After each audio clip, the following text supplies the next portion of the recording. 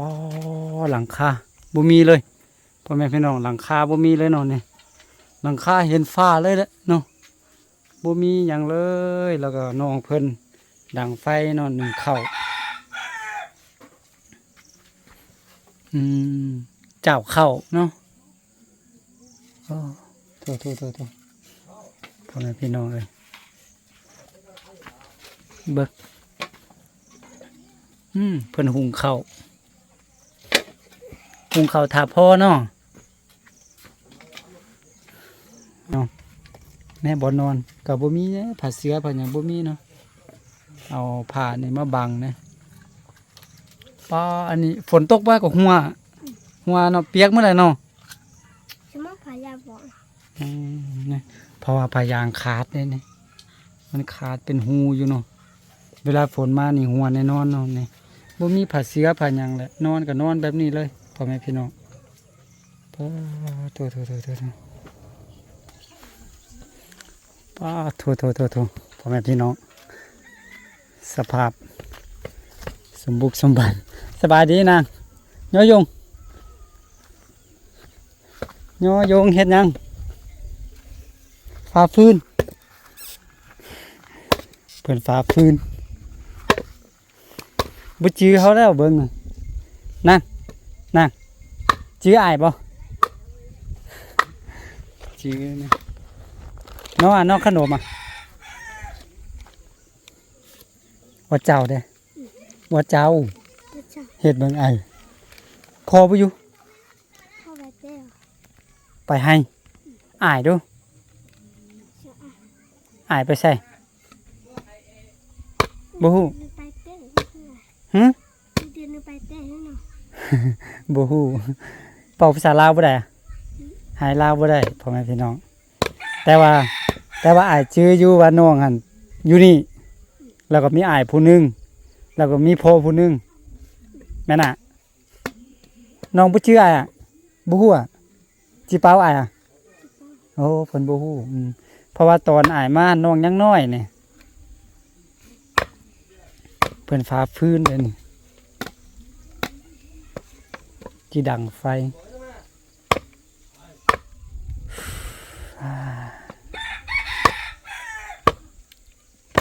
พอเฮ็ดให้ตินี่หมูเสียบ่เฮ็ดพอไปเตะอัวเตะเฮ็ดอยู่เฮ็ดให้อยู่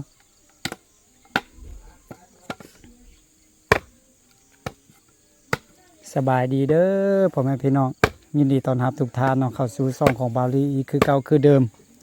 มื้อนี้บาวลีเดินทางมาบ้านกิ้วลมเนาะไม่เห็นวาสิมาเยี่ยมยามทางครอบครัวอ้ายลาวใหม่แม่นบอกพ่อน้องสิลาวใหม่แม่นบ่แต่ว่าเพิ่นไปให้เห็นแต่ลูกสาวหล่าเพิ่นอยู่นี่ฟ้าฟื้นอยู่นี่เบิ่งอ้ายช่วยเบิ่งอ้ายช่วยน้องจับพาดเด้อแน่จับพาดตึมได้บ่ได้แท้โอเค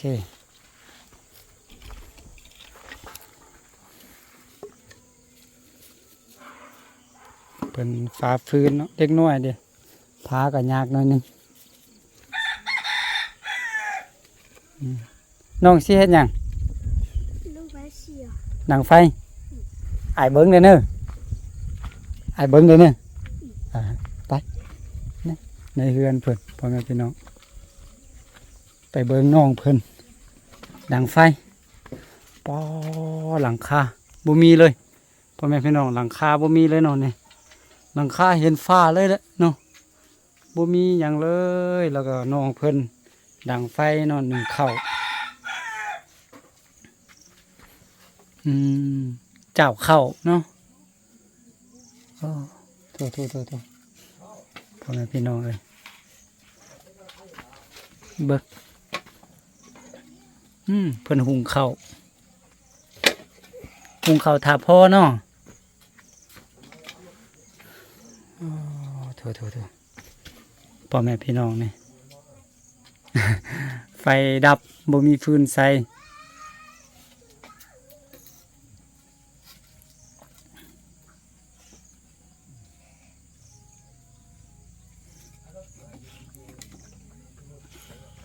อ้ายของน้องน่าจะใหญ่แล้วพ่อแม่พี่น้องเพราะว่าโดนเอาเด้เฮาบ่ได้มานะอันนี้แน่ตอนเฮามาตอนนั้นยังน้อยๆได้เดี๋ยวนี้ก็ใหญ่แล้ว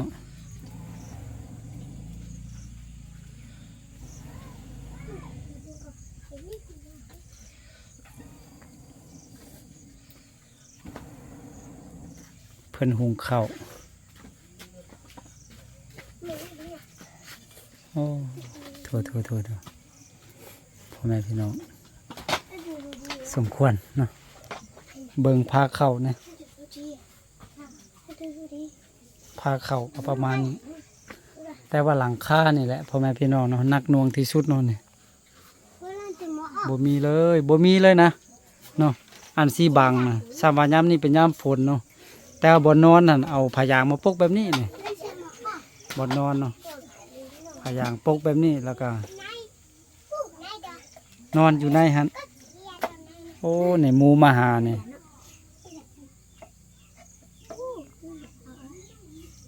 เอามาแตงมาให้กินนอกมักแตง พ่อแม่พี่น้องเนาะไฟกับบุหุงซ้ำบัดนี้เนี่ย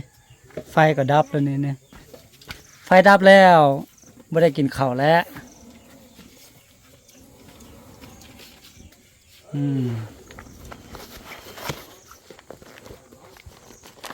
น้องขนมอ่ะ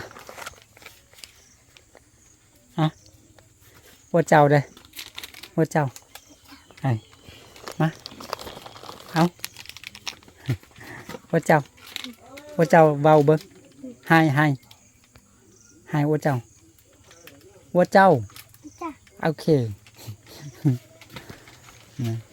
โอ้บนนี่บนนอนอันนี้นอนน้ำกัน3 คนอ่ะ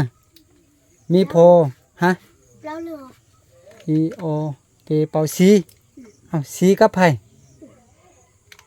จะมีพอมีอ้ายแล้วก็มีน้องแล้วผู้ใดอีกผู้หนึงผู้นี้น่ะโอ้แสดงลูก3 คนอันนี้แม่นน้องของน้องโอ้แสดงว่าเดี๋ยวนี้หันอยู่น้ำกันอยู่นี่4 คนพอของเพิ่นบ่อยู่ตอนนี้เนาะแม่บ่นอนก็บ่มีผ้าเสื้อผ้าหยังบ่มีเนาะเอาผ้านี่มาบังนะป้าอันนี้ฝนตกว่าก็หัวเนาะเปียกเมื่อไหร่เนาะ ฉันมาพายาบอก นี่เพราะว่าพายางขาดเนี่ยมันขาดเป็นหูอยู่เนาะเวลาฝนมานี่หัวแน่นอนเนาะนี่บ่มีผ้าเสื้อผ้าหยังแหละนอนก็นอนแบบนี้เลยพ่อแม่พี่น้องตัว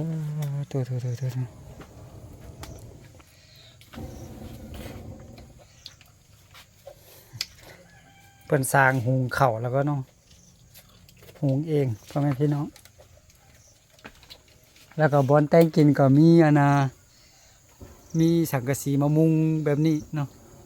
เพื่อที่จะดังไฟนะแบบนี้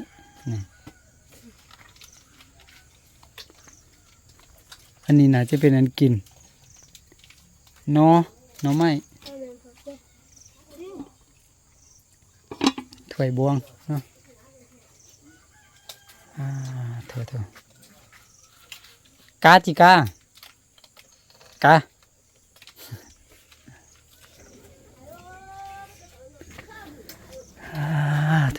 อะพ่อแม่พี่น้องเอ้ยเนาะสลดใจขนาดอันน่ะน้องชื่ออย่างละอายลืมแล้ว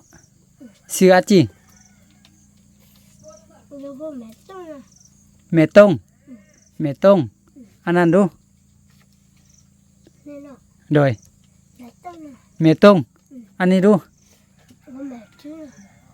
ไม่ชื่ออ๋อไม่ชื่อไม่ตงไม่ชื่อไม่ตงพ่อแม่พี่น้องจักปีแล้วน้องไม่ชื่อจักปีแล้วอีออเปเปาเปีย เพิ่นบ่ฮู้ภาษาเนาะพ่อแม่พี่น้อง ไปกันเด้อไปโรงเรียนบ่ แต่ก็ ไปอยู่ปอหยังละ ตัวแต่ก็ ปออีปอออะ ปอ ปอปสองพ่อแม่พี่น้องเป็นว่าเขาโรงเรียนอยู่ปสองอันนั้นปออีเนาะ เดี๋ยวได้สิเต้าก่อนนะ โอ้ยังบ่ไปโรงเรียนเถื่อเนาะไปแต่เอื้อยอืม โทถ้าลมหูเรืองนี่คือจิคักพ่อแม่พี่น้องเนาะพากันกินหมึกแตงหิวข้าวบ่เบิ่งนี่ไปก่อนเด้อกลับก่อนไปเฮือนก่อนเด้อพ่อแม่พี่น้องโอ้โทเนาะเบิ่งแม่เด็กน้อยเนาะหนึ่งข้าวเบิ่งเนาะหลังคาเห็นเดือนเห็นดาวเลยพ่อแม่พี่น้องเนาะบ่มีอหย่างจักอย่างเลย อันนี้บาลีอยู่ในเฮือนเลยในเฮือนเพิ่นก็ยังมีเนาะ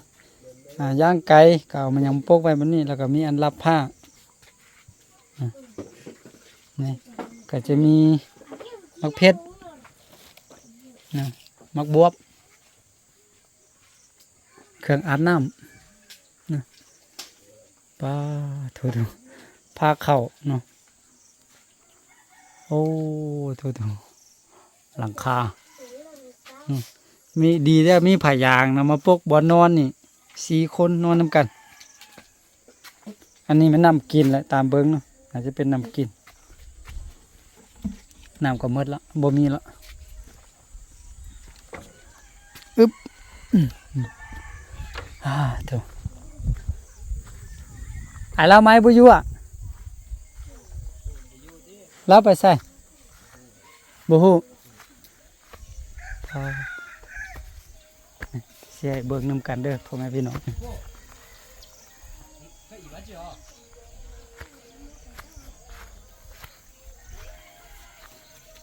บ่ฮู้อ่ะ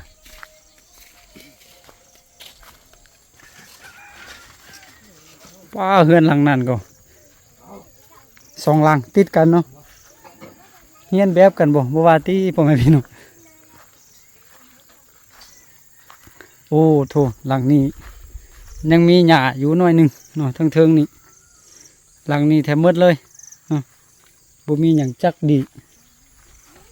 มันก็พิลึกโพดพ่อแม่พี่น้องเนาะเบาลียอมเลย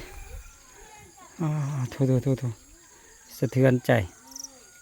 เนาะเห็นแบบนี้สะเทือนใจพ่อแม่พี่น้องเด็กน้อยอีกเนาะเบาลีจื้อได้ว่าเพิ่นมีลูกสาวนี่แหละแล้วก็ลูกชายได้เนาะแต่ว่าคิดว่ามี2 คนที่แท้มี3 คนเนาะ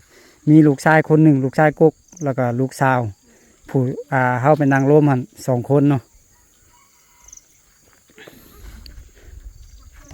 โถเบิ่งน้ำกันพ่อแม่พี่น้องให้ภาพบรรยายเองเลยเนาะบาลีก็หมดคำสิเว้าเลยเนาะ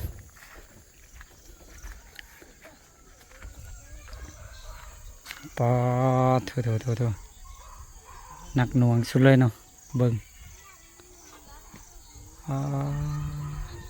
ประมาณ2 ปีที่แล้วเนาะบาลีมาคิดว่าเพิ่นสิแปลงแล้วแต่ก็บ่แปลงหั่นนะ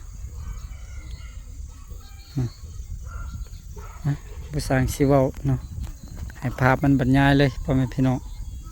เบิ่งฝาเฮือนเนาะเฮือนซานเนาะฝาเฮือนก็สอดหมดแล้วเลยเนาะอีตนเด็กน้อยนะพ่อแม่พี่น้องเนาะ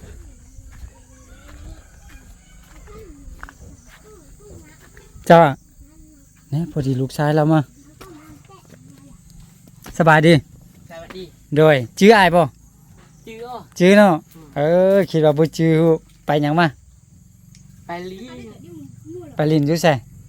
ไปลียุพุทธ อยู่พุ่นน้องยังเข้าโรงเรียนอยู่บ่ บอกเขา บ่เข้าแล้วออกแล้วเข้าฮอดปอหยัง เขาปอฮา โอ้ฮอดปอ5เนาะอืมเราบ่ไปแล้ว บอกไป เป็นหยัง เต้าเปี้ยหัน ตอนนั้นอายมายังน้อยอยู่เนาะชื่อหยังแล้วน้องอายลืมแล้ว อ่าน ฮะ บ่ฮู้ บ่ชื่อของน้องอะนะชื่อหยัง ซื้อขนม โดย บ่ฮู้เลย บ่ว่าชื่อตัวเองบ่ฮู้คิดดีๆคิดดีๆชื่ออาจิ สี่ ฮะ ซื้อ โดยชื่อหยังอะนะ ซื้อ โดย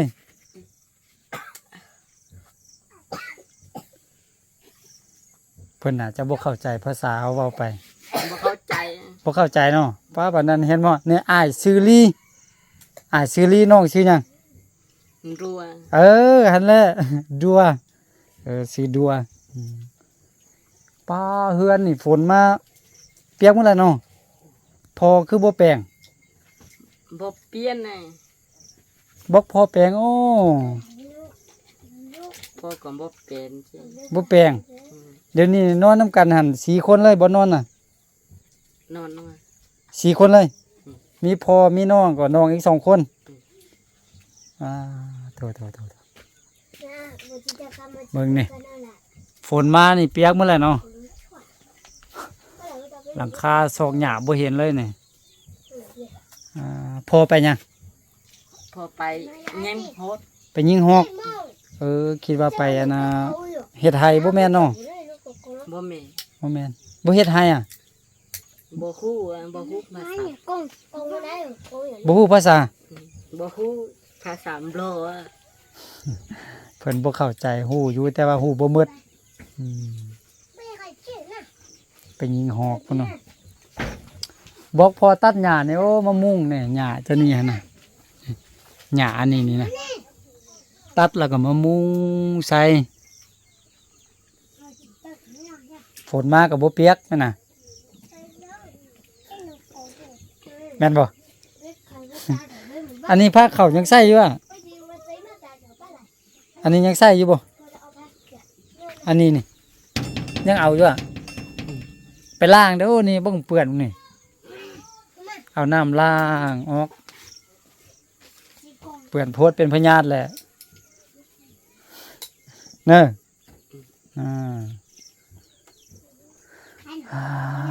โจนี่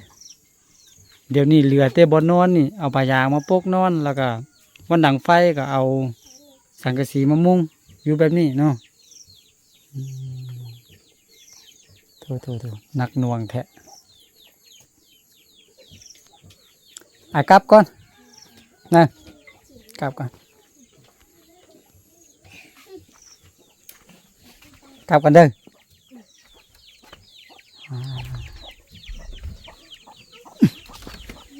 พ่อแม่พี่น้องเอ้ย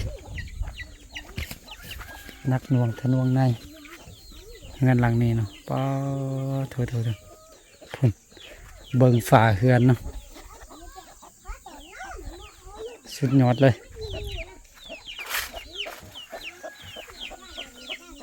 เนาะ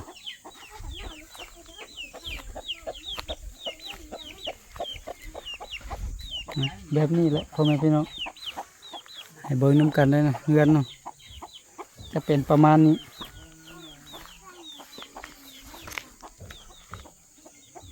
โดนๆเขาก็มายามนะมาเบิ่งสภาพเพื่อนป้าทุนักหน่วงชุดแม่นเฮือนอยู่บ่พ่อแม่พี่น้องเนาะเบิ่งก็โหดหูใจขนาดป้าโท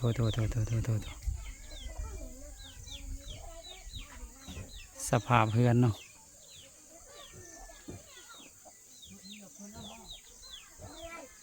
ป่านนี้ได้พ่อแม่พี่น้องเฮือนเนาะ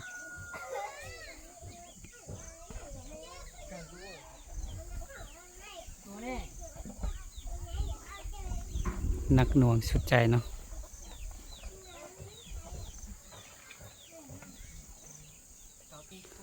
โอเคแล้วพ่อแม่พี่น้องเนาะบาลีกับมามาเยี่ยมมายามความจริงเฮือนหลังนี้ก็คือเป็นเฮือนของอ้ายลาวไม้เนาะเพิ่นอยู่น้ำลูก3 คนเนาะเฮาก็เคยมาเยี่ยมยามเพิ่นอยู่2 ปีที่แล้วเนาะมา มาลินหาเพิ่นอยู่แต่คิดว่าเพิ่นสิตั้งเฮือนแล้วนะแต่ว่ามาเบิ่งก็ยังอู้ถูกหลังคาเฮือนเนาะมืดเลย